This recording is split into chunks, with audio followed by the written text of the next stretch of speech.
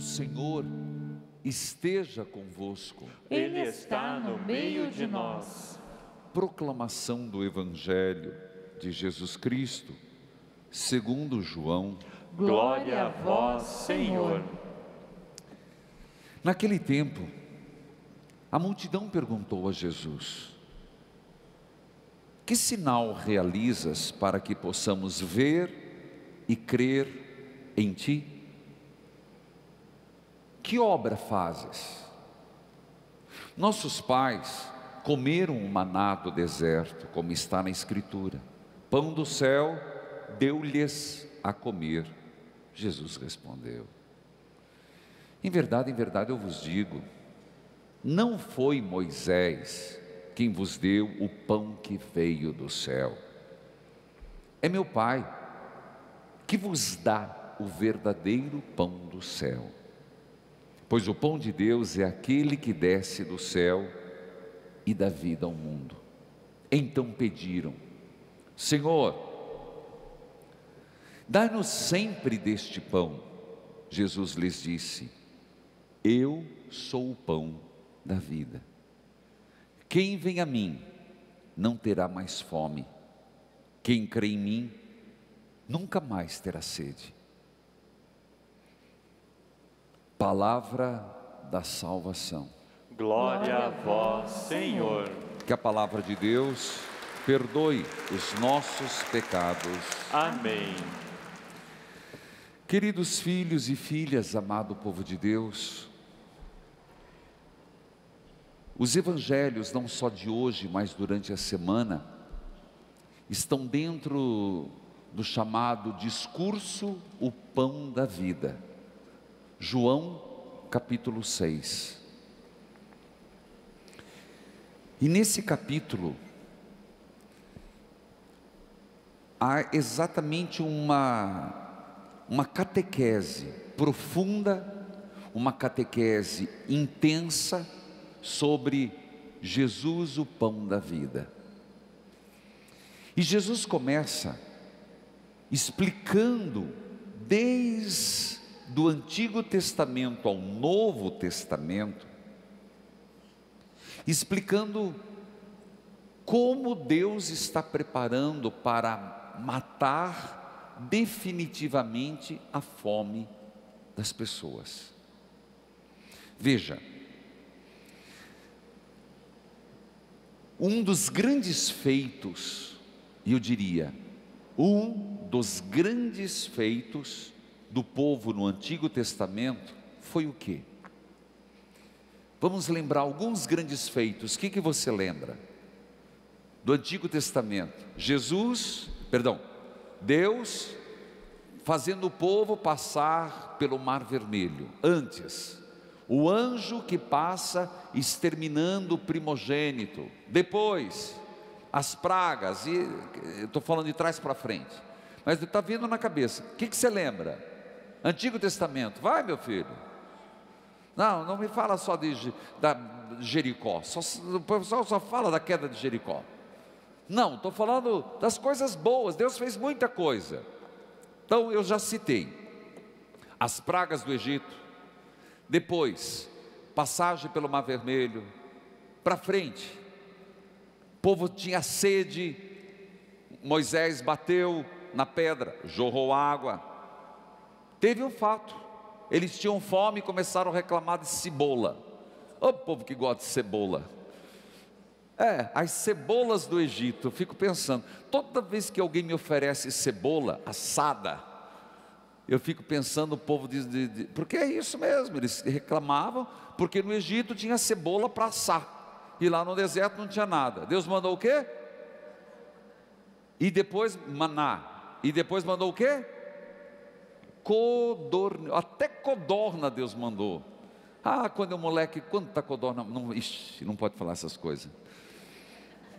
Mas vai dizer que moleque não fazia isso. Você não fazia? Gente, no estilingue, na arapuca, Deus mandou codorna. Olha que povo exigente. Mandou codorna e mandou, deu até fome na mulher ali, ó. Mandou maná.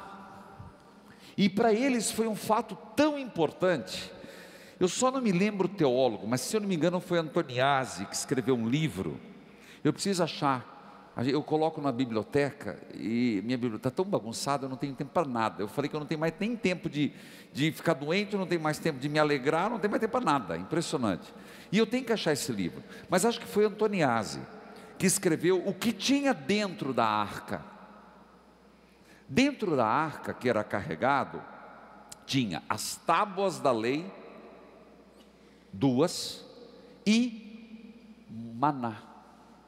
Um pouquinho de maná, porque era tão importante para o povo de Israel. Eu só fiquei na dúvida depois, eu lembro que eu li isso, só não lembro, vou procurar, que maná estragava muito rápido, por isso que eu fico pensando por que estava na arca. Mas o maná, mas para eles era um símbolo. Deus matou a fome do seu povo. Esse era o que ficou marcado na cabeça do povo de Israel. O povo teve sede, Deus deu água. O povo teve fome, Deus deu comida, o maná no deserto. Por isso, todo judeu, e principalmente no tempo de Jesus, era muito forte. Moisés nos deu de comer no deserto maná. É impressionante que o Evangelho começa eles questionando Jesus. Escuta aí, meu filho, você está dizendo que você é o Messias? E que milagre que você faz para que a gente crê? Pois Moisés fez muito milagre. O que você está fazendo? Povo abusado. Povo abusado. Jesus disse, primeiro, Jesus não leva desaforo para casa. A gente não vê esse lado, porque os evangelistas colocam de uma forma, mas Jesus na lata disse, quem vos deu o maná não foi Moisés, foi meu pai. Pronto, para de falar que foi Moisés. Moisés foi o mensageiro, quem mandou foi meu pai. Mas o maná, aqueles que comeram morreram. Eis que meu pai está lhes mandando um pão descido do céu, e quem comer deste pão viverá eternamente. No começo eles começaram a pensar que era um outro tipo de maná. Tem um exegeta, eu estava agora procurando esses dias, e ele diz que haviam vários tipos de pães, inclusive pães que a própria natureza, um tipo de pão, e eles achavam que era uma coisa diferente. Quando Jesus começou a dizer, eles achavam que era um outro tipo de maná, que Jesus teria descoberto alguma fórmula secreta. É impressionante. E eles disseram, então, se este pão que o Senhor descobriu, comeu, ninguém precisa mais atacar a geladeira, fala qual é que nós queremos. Engraçado isso, né? Mas isso acontece muito. Esses dias fiquei até orgulhoso do Coroinha, que até falando em Eucaristia, falou sim, o milagre eucarístico foi a prefiguração da Eucaristia. Eu falei, nossa, está aprendendo. Achei bonita a história, multiplicação dos pães. Mas tudo isso para chegar num ponto. Aí Jesus rasga o verbo. Esse pão que vocês querem, não é um pão que você vai encontrar em outro lugar, não é um outro tipo de maná. Eu sou o pão da vida. Quando ele diz isso, você tem que pensar que foi um susto. Como pode? Primeiro, quem é no texto? Jesus, para ser um pão. Tanto que no decorrer, e quem vem à missa amanhã, quinta, sexta, muitos foram embora, a tal ponto que Jesus olha para os seus apóstolos, eles foram, vocês querem também? Pode ir. Jesus diz, eu sou o pão vivo descido do céu, quem comer deste pão nunca mais terá sede, terá a vida eterna. Filhos, se você olhar para a primeira leitura de hoje, você vai entender o que é comer do pão Jesus Cristo, o que é beber do seu cálice e comer da sua carne. Estevão. Hoje eu comecei o programa falando que existem várias formas de uma aproximação com Jesus. Se você olhar na Bíblia, olha quantas pessoas encontram Jesus, passam por Ele, mestres, até pecadores, quer dizer, uma multidão. Mas existe muito jeito de estar na presença do Senhor. Quantos hoje não têm acesso à palavra, ao batismo, mas passam por Jesus? Fica naquele do ouvir dizer, do ouvir falar. Nossa, minha mãe era religiosa. Eu acho tão engraçado.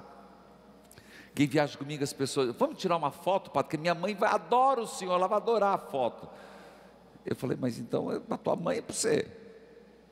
Mas brincadeiras à parte, era um sentido assim, nós vivemos a religião do quê? Que nós escolhemos, que nós experimentamos, ou que os outros contaram? Voltando à pergunta inicial, quais os sinais que Deus já realizou na nossa vida, que suficientemente nos convenceram? Quais os sinais que o Senhor manifestou na minha, na tua vida, que é o suficiente para me entregar? Aqueles que se aproximaram de Jesus, permaneceram com Jesus. É bonito você ver que no pós-ressurreição eles não falam muito. Falamos o que vimos e ouvimos, e disso temos certeza. Atos dos Apóstolos. Você percebe que é outro nível.